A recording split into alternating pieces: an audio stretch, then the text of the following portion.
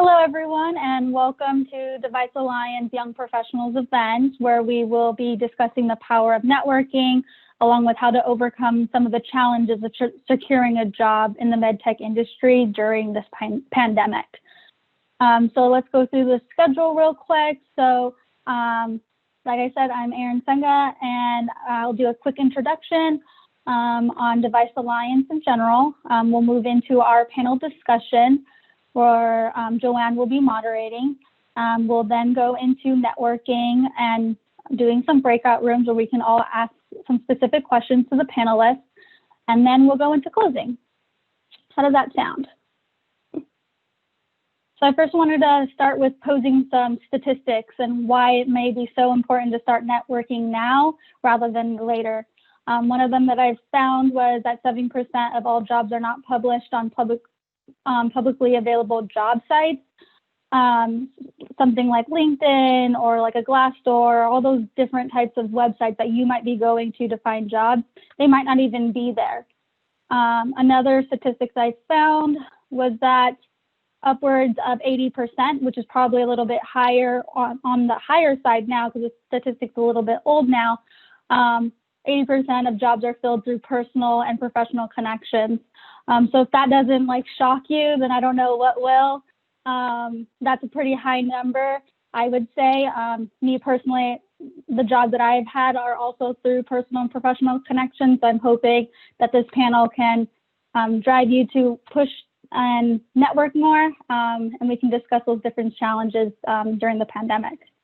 You can go on to the next slide.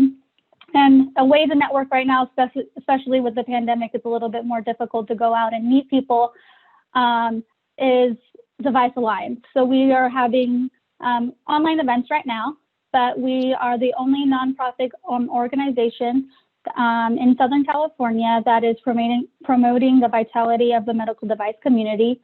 So we're exclusively focused on MedTech industry, and something that's very unique to our area, especially with Irvine and the Orange County area being so flourishing with medical device companies. Something that I wanted to share with you is that we have people or members from across different companies. You may know the big names like Edwards or Johnson & Johnson and the Medtronics of the world, which are great, and we love having our members and we can have great connections there, but you might not be aware of some of the smaller mid-level size companies like an Exonics or Diality or Microvention. So networking is, I think, is really key to learn about those other companies as well and get your foot into those doors. I found that with DeviceAlliance, I keep learning about new companies, which is crazy because I've been in DeviceAlliance now about 3 years. So we have just so many different connections that you can get your you can learn about all these different companies in different areas. So with the Young Professionals Committee, we're part of DeviceAlliance as a whole, and we're specifically working to kind of bridge the gap between the young professionals and the recent grads and students with the industry and those that are seasoned professionals. So we're trying to cater more to the young professionals, including where we want to have development workshops in the future with resume writing and mock interviewing, because I know those are always important, including personal brand and making sure that your LinkedIn looks perfect, because that is a big key thing nowadays with social media and technology. We also want to have mentorships where we're specifically connecting the seasoned professionals, those that are in management, that have been in the industry for a long time, with those that are either students looking to figure out what they want to do with their career, or even those that are recent grads and have been in the industry a few years. So we're just trying to bridge that gap and help the young professionals build their career and find out a path on how to get there. With that being said, we wanted to welcome you guys all to check out DeviceAlliance. We are going to have a special discount for students and recent grads. So you can definitely check out the website, see all that we have to offer. And if you're interested, please email Joanne. I'm sure she'll send out her email as well. You've been contacting with her as she's been sending out all the deets for this event. that being said, Joanne, would you like to take it over? Sure. Thank you so much, Erin. So for the basis of this event, I really wanted to compliment the work that was done previously in DeviceAlliance that focused on the war for talent and how the HR side of things for hiring looks like. But one thing as a young professional, it's like, okay, it's out there, but now what do I do? So today we have very special guests here who have been successful in transitioning their positions, whether it's from a different industry or from a different company, and as well as an expert here who actually coaches other individuals for their professional success. So I'm very grateful and honored to be able to moderate this panel. I just want to note that if you have any questions, please type them in chat and we will get to them at the end of the panel discussion. The format currently is that we will be asking questions. Our speakers will respond if they feel that it's applicable to them, and I will go ahead and call on one of them just to get it started. And I will actually let them do the introductions because I feel like they each come from a very special location. But to start off, we have Jill Entner, Manisha, Dhawan, Smeet, Doshi, and Michael Schefke. So thank you so much for being our speakers. I will turn off the screen share and let's get started with the first question. Jill, can you go ahead and introduce yourself? Sure, I'm Jill Entner, and I previously was the director of the capital program for Torrance Refining Company, which is a portion of PBF Energy. And that is a refining company within the oil and gas industry. So in September, I transitioned into the med device industry. I'm currently the senior manager, program management for critical care operations at Edwards Lifesciences. Thank you. Can I have Manisha introduce yourself? Hi, everyone. I'm Manisha. Super excited to be here tonight and have some open conversations with all of you, get to know you a little bit better. I'm founder of MPath Coaching. I work with individuals and companies to help navigate change and elevate performance. Most of my professional career has been in consulting, where I've had the opportunity to work with clients across multiple industries, including medtech, technology. I've been in sales roles, operations, IT. So you'll see your career as kind of a long game where you can continually evolve and refine your personal brand.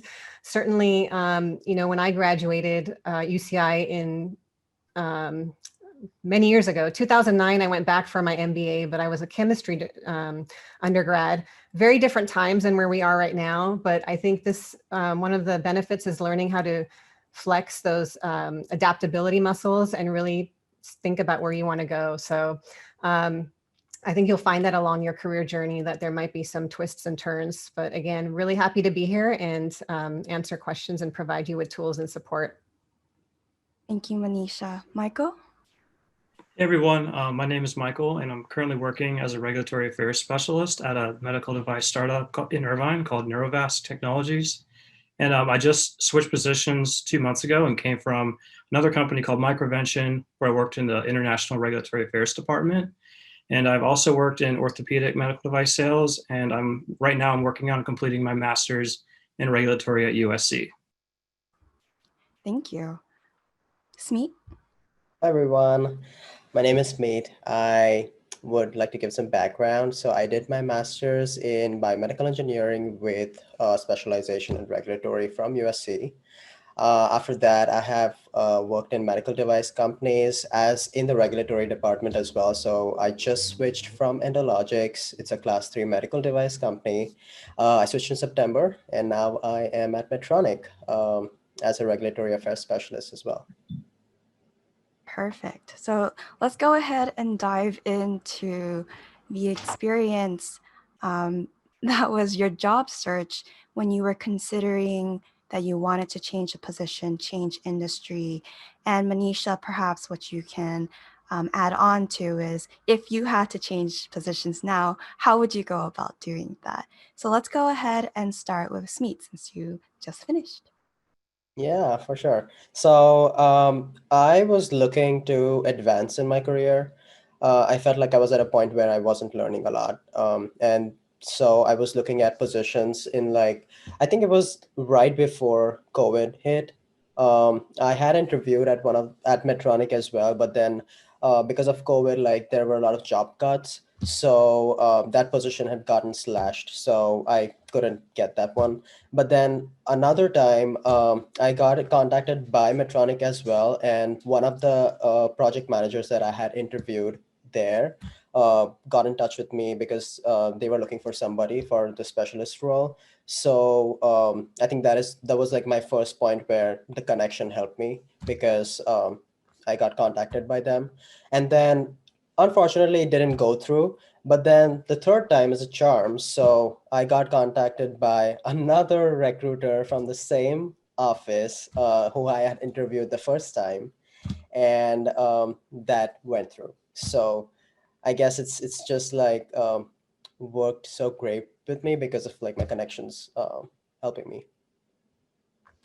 That's great. And I love that how for you, when I heard your story, it was the first time didn't work out, but the company reached back out to you because you did such an excellent job the first time. So it goes to show even if you fail the first time, the companies notice and they will notice you in terms of like how well you perform in interviews and whatnot. Next we can have Jill. Yeah, I had a similar experience, and I had actually recently heard something about I hired a career coach who did help me with my transition and with my brand and helping me network at the right level. And something she shared with me is that of everyone she's ever talked to has interviewed with Google, they never got the job the first time.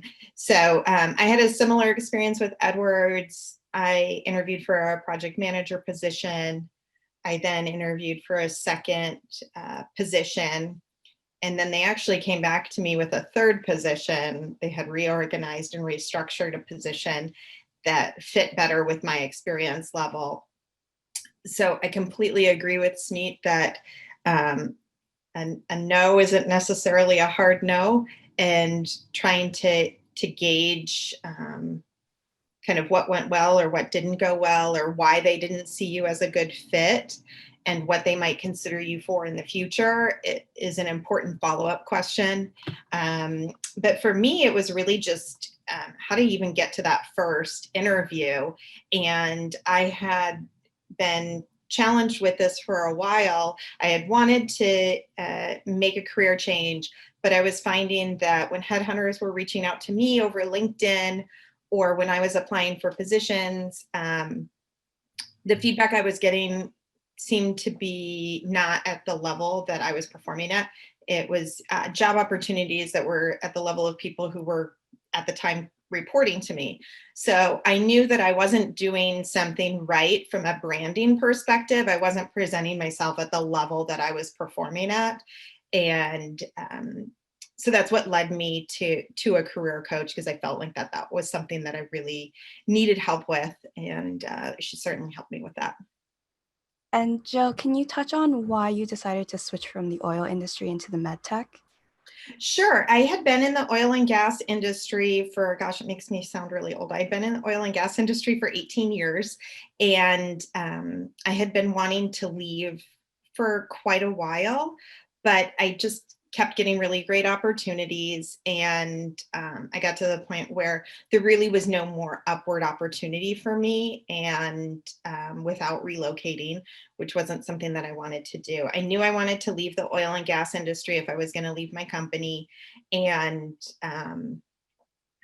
my senior design project had been at the medical center at the University of Michigan. So, and I had heard great things about Edwards, and the medical device industry was growing as a whole.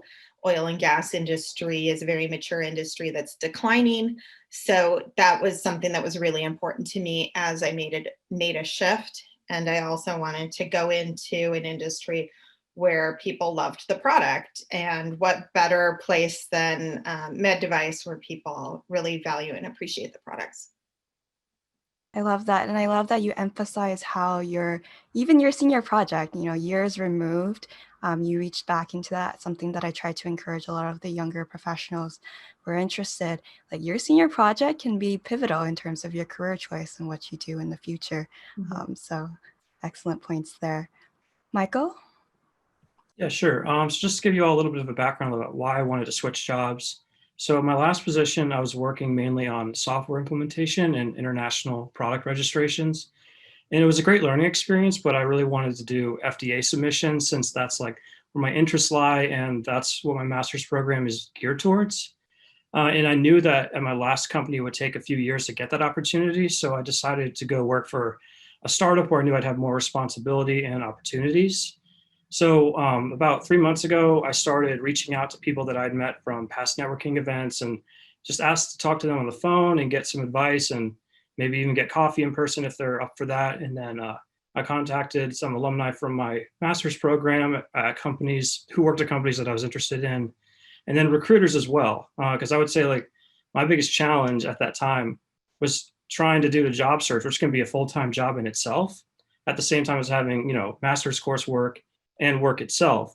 So I relied heavily on recruiters since they can pretty much do a lot of the work for you. They help you get your resume together. They help you practice your interviews and they set up your interviews. So that was really helpful for me. And I just made sure to let all my contacts know in general that I was on the job hunt so that they could like look for me as well.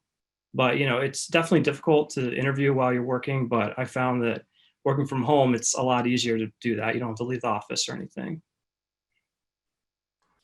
Yeah, that's very true.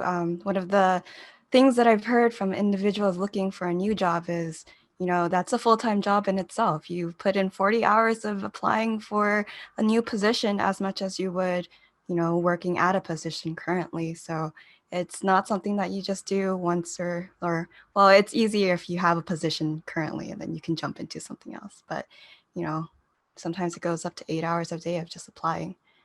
Okay, thank you so much, Michael.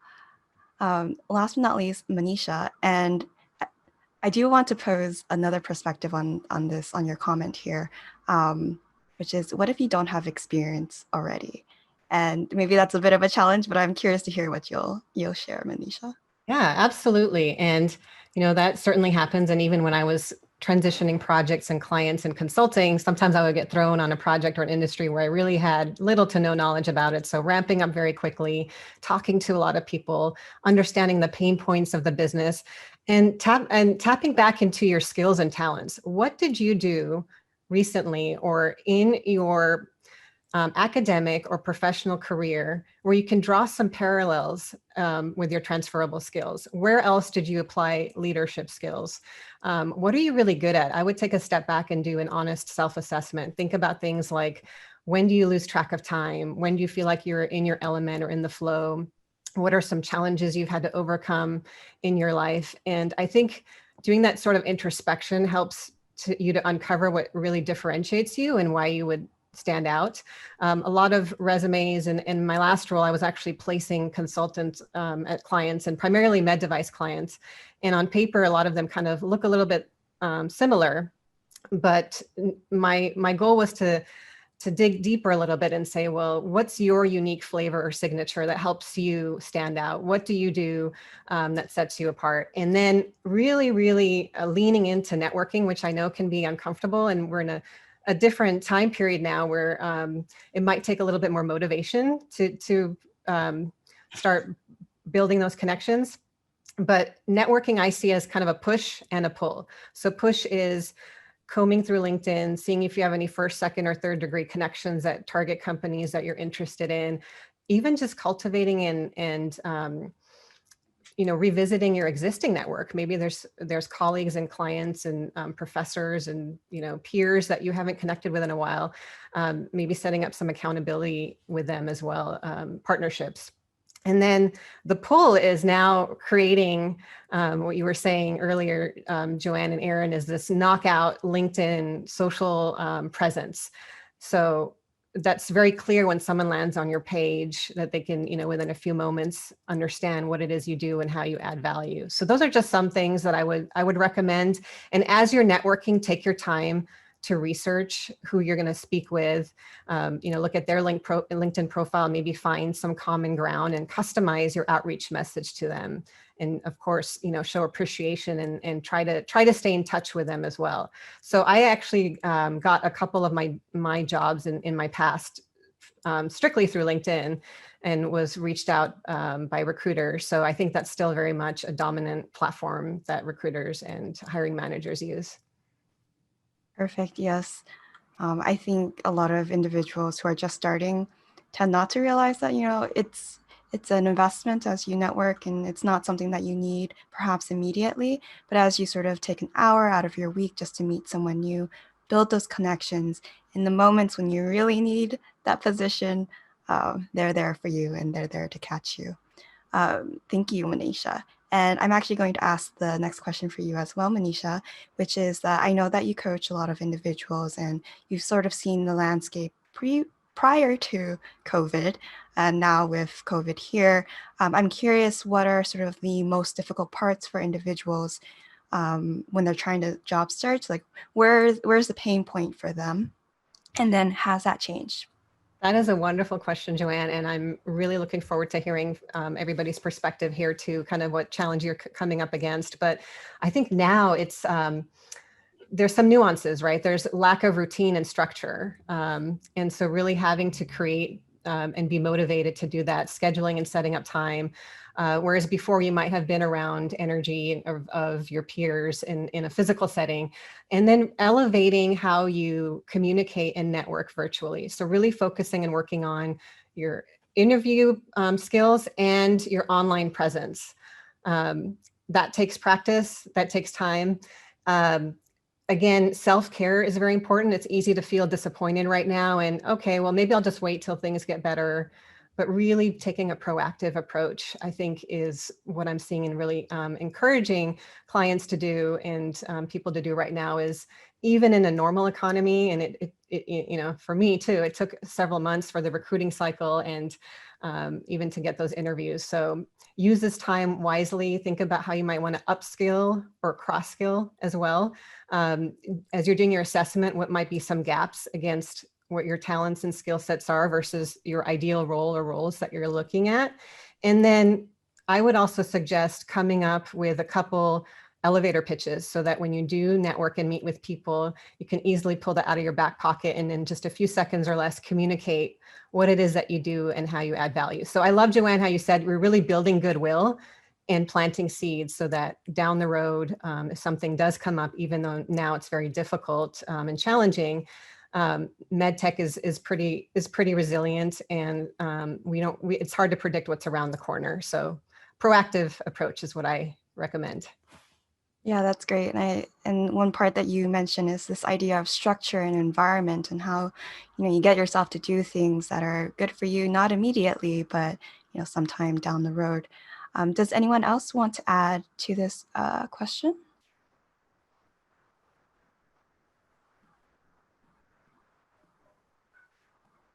Yeah, so actually, when Manisha, you said that you have to keep doing it again and again, I could not believe when I got the third call from the same company, from the same office where I had gotten rejected from. And, that just proves that, first time, third time, second time, but you know what? You don't have to stop. And it's nothing personal. So you just have to keep doing what you're doing, and things will come your way and not stop, right? Yeah, definitely not to take that rejection as personal. It's just, Definitely. It wasn't the right time for whether the position or for you. Anyone else? Yeah, I just wanted to add one thing, and that's when you're reaching out to people and trying to make a connection, is just no response is no response. It's not necessarily a no. So you feel free to reach out to people a couple times. So my rule was I would reach out to somebody 3 times before I figured they're not going to respond to me, because we're all busy. We all get a lot of emails, and you don't know if maybe you caught them when they were on vacation and they came back and it was way at the end of the list. So following up and just saying, hey, I don't know if maybe this got to the bottom of your inbox. No response is no response. And that goes the same from after an interview as well. When they don't get back to you, if it takes longer than maybe they told you they would, all that means is that you haven't heard back yet. Yeah, but I can see how it would be very frustrating in that position of not hearing back from multiple companies. But remember, a reminder here that there are success cases, there are successful people in finding jobs in the medtech industry. So keep trying and keep pushing. And just one other thing about building your experience level early in your career is looking for opportunities to develop your leadership skills and test your leadership skills. And the ways that I did that was through nonprofit work and community service.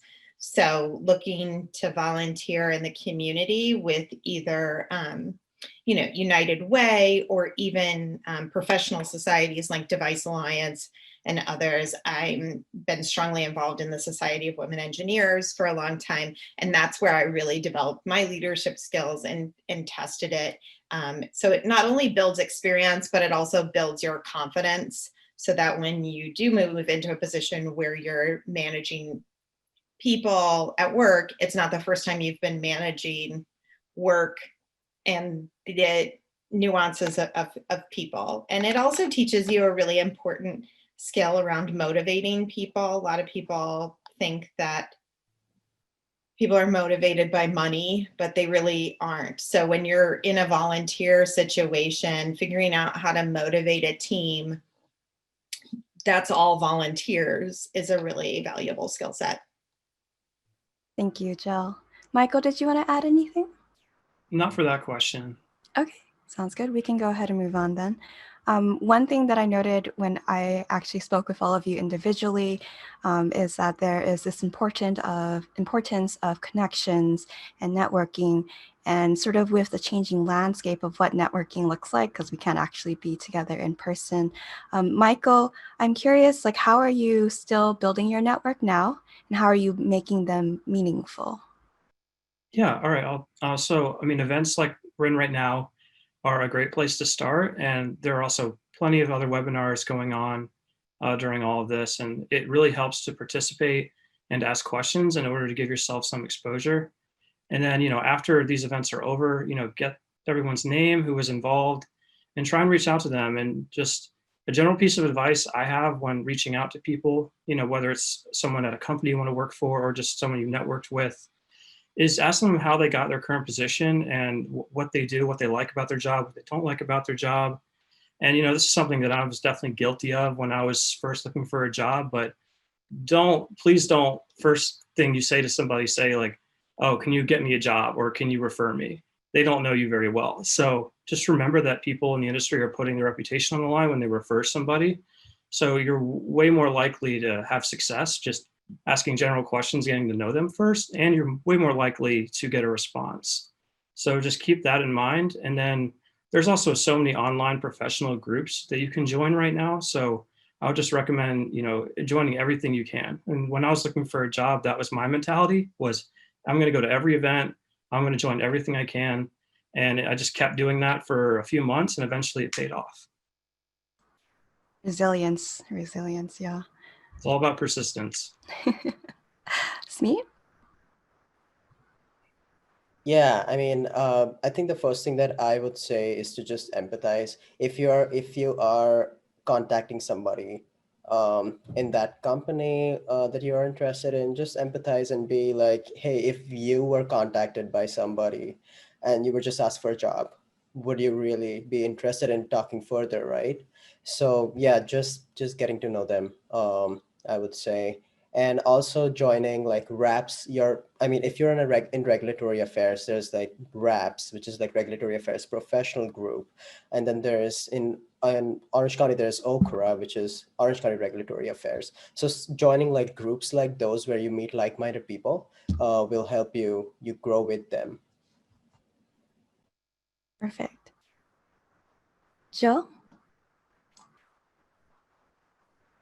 Yeah, I echo what Michael and Smeet said is, it's really about learning about those people and what they do and learning about the industry that you're looking at pursuing. And, in general, people usually like talking about themselves. So just asking them like how they got where they are, what did they like about their job, what do they not like, and then asking, who else they think you should talk to, because your initial contact may not be the right person. It likely won't be the right person. But then asking, are there other people who you think I should talk to? Or, and kind of that's, the network is, this person connects you to that person, connects you to that person. Okay, and thank you, Jill. And the last but not least, Manisha, in terms of how has this networking changed? Yeah, I would echo what other people have said too. Being intentional, but also being authentic and bringing your best self to the table. I think right now people are willing to help generally, being respectful of them and their time. Maybe say, I'd love to just carve out 15 or 20 minutes. Ask them what challenges they're facing. I would do some research and follow some of their news feeds or the company, understand the trends that are happening, be really curious, inquisitive, in addition to, who else might you introduce me to or warm path me through the network. How might I be of value to you or help you? Kind of paying it forward. And it doesn't matter if you don't have decades of work experience. There might be an opportunity there to come up with a project, an internship, another way to just be creative. So I think really focusing on making it relationship oriented versus transactional, and having that pressure of, oh my gosh, I have to get a job. Try to lean into something that energizes you about networking, because for some of us, it might feel a little bit daunting or a bit of a chore, but maybe there's moments and creating moments that matter. So a lot of times people remember, moments in when you're connecting with them, and that is active listening, asking genuine questions, following up with them with a thank you note. Those things are, don't ever go out of style. And again, just trying to customize, finding some common ground, but setting maybe some actionable goals too. So maybe this week you want to reach out to 5 net new contacts, or revisit 3 contacts that you haven't touched in over a year. And I think just getting a little bit more intentional about it will help create a little bit positive forward momentum. That's great. And I love how specific you are in terms of like those action items that you can do.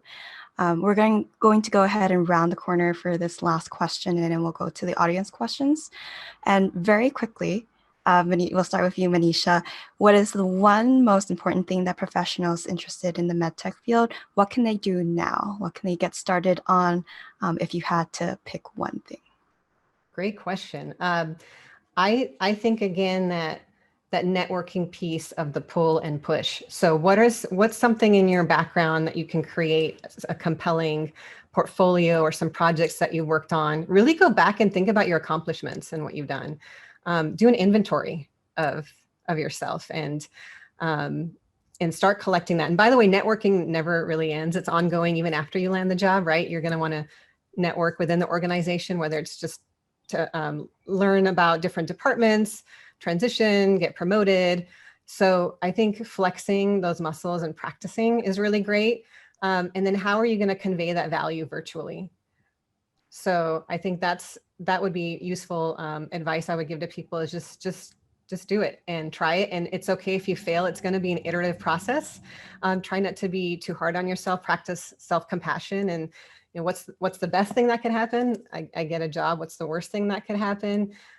Maybe it didn't go so great, but what's the most likely thing to happen is I had a good conversation and I think we both enjoyed it, right? So that self-talk is really important. Thank you. Jill, what is the one most important thing that you would encourage people to do right now? Yeah, I completely agree that it's networking and feeling comfortable reaching out to people, attending events like this and being active and engaged in them. And I think that you know, when the pandemic started was when I was really ramping up my job search, and I was thinking to myself, like, crap, this is like the worst timing.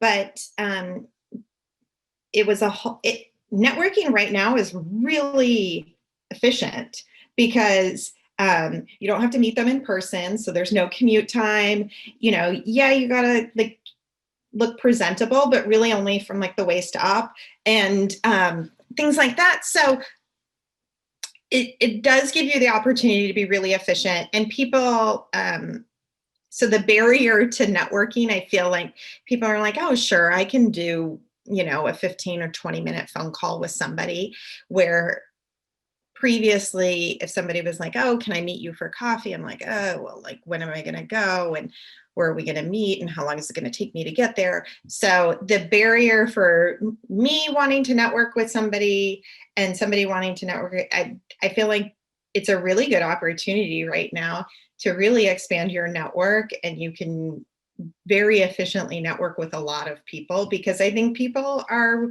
willing to have that personal connection, and spend that little bit of time, because we're all getting such limited connections and limited meeting new people and new experiences. Perfect. Michael, your one thing that you would encourage people to get started on now? As I was saying earlier, I know you've probably heard this many times, but honestly, like learning the value of persistence. Just like from a personal story, like I remember I was 6 months into my job search like 2 years ago, and I had just interviewed for a position. I had third interview, and I got rejected, and I really thought that I was going to get that position. And I was pretty upset about that because I felt like that was going to be like, you know, I was going to get through the ceiling. And then that very night there was a networking event, and I didn't feel like going, but I forced myself to go. And at that event, I met somebody who ended up like helping with my resume, helping me with interviewing, and she recommended me to another position, and that's how I got my first job. So even when things seem terrible and you're frustrated, you just got to keep plugging forward. And I can't tell you, like when I was in that process, I probably applied for over 100, 200 positions, who knows? But, you know, you keep doing that, but also really emphasize on the networking, because that's how I've gotten every single one of my jobs, is by knowing somebody. Smeet, what is the one thing that you encourage people to get started with now? I would say LinkedIn is the new Facebook. Just make sure that you have an excellent virtual profile. So when people do look up for you, because on LinkedIn, I get daily notifications like you were in so many searches, right? So it means that people are looking for somebody like me, and it's going to be the same for you as well. So making sure that the keywords that you use on LinkedIn or the experiences that you put on LinkedIn are all up to date. I also have a second thing, is that when you do get a position, an interview, I would suggest you be extremely honest about some things, because even if there are some skills that they do require, and if you do not have them and you let them know that you don't have them but you're ready to learn, it's always a learning curve. So they are usually always okay, at least in my experience that I have been job hunting. And yeah, so those are the two things for sure. Perfect, thank you. We're going to go ahead and switch to our audience questions then. We have one that asks, what are ways that you can make a first impression memorable in this environment? And how can you make that first impression stand out in comparison to other people? And I'll just leave it open for anyone to give a remark. I think following up with a thank you, it is so easy, and doing it within 24 hours. It is so easy to do, and so few people actually do it, that you know, it does make you stand out. And in that thank you note, just highlighting something that you took from the conversation, so that emphasizes that you were listening and you did hear something that they said about themselves or that you guys talked about.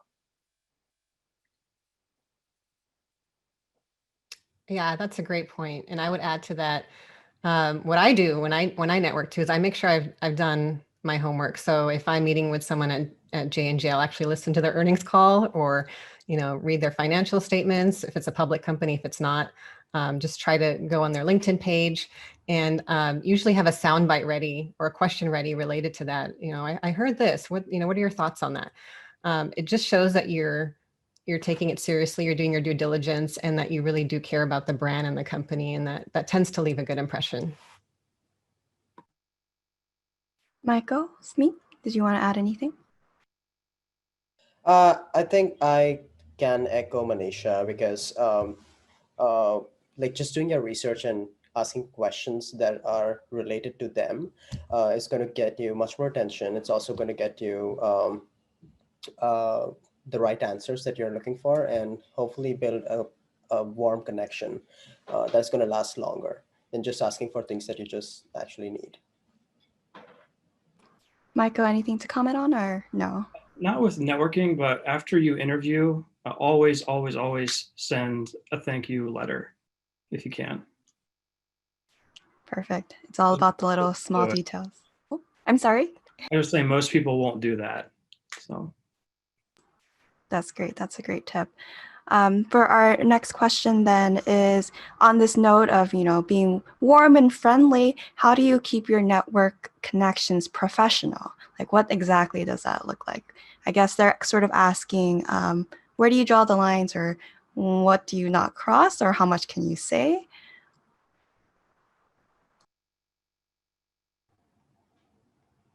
That's a great question. I think initially, starting off with your best foot forward, your professional self. And as you start to get to know somebody, depends on what the subject matter is. Of course, treading carefully, you're still kind of interviewing as you're networking, right? So you're always interviewing.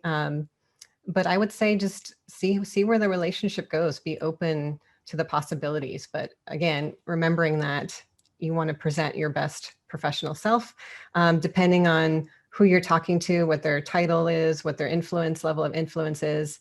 So keep all those things in mind. Jill, did you want to add anything? No, I don't think so. I mean, I think that if the conversation is professional, it tends to stay professional. If it starts veering into personal, I'm of an age that people naturally ask me if I'm married, if I have children, and I am, and I do, but that's not what I'm presenting. That's not what I want to be remembered as in that interaction. So then steering it back towards just kind of where I want the conversation to go. So it sounds like putting your best foot forward and also, being in control of the conversation if you feel like it's too much. Yeah, like I certainly answer those questions, but then kind of steer it back. And so that they do have that personal connection with me. Sometimes maybe they have children, similar ages, and then we have that in common, but then kind of getting back to, what is the objective of the discussion and the professional experience or knowledge that you're trying to gain from or share in that relationship. Smeet and Michael, did you want to add anything to this? No, not much. I agree with Jill and Manisha.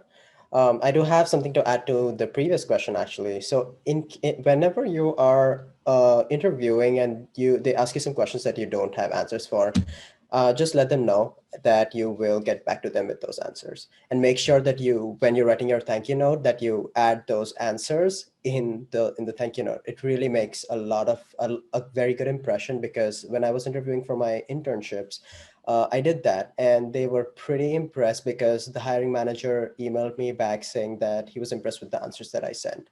So I think not everybody does that. And if you do that, it means that you are serious about what you want. Going back to the small details and really tying all your loose ends and whatnot. Michael, did you have a comment on how to keep your network connection professional? I think they said it all. I think they got it. Perfect. Okay. Justin, are there any other questions that we've missed? It does not look like it. Okay, perfect. So that will be the end of our panel discussion. And we are now going to switch over to breakout rooms. In each breakout room, we will have 3 in total. And one will be with Jill herself, Manisha by herself, and then a combined room with Michael and Smeet, because they're actually from the same career path and they have very interesting sort of dynamic differences in the way that they got to where they are today. So I feel like we felt like they would be a great match together in that room. Each breakout room will last approximately 10 minutes with a 1-minute call time, and then we will meet back here after all of the breakout room rotations. I will be moving all of the speakers only, so if they disappear all of a sudden, I apologize for them stopping mid-sentence, so I'm sorry for cutting you off right now. But I greatly encourage you all to get connected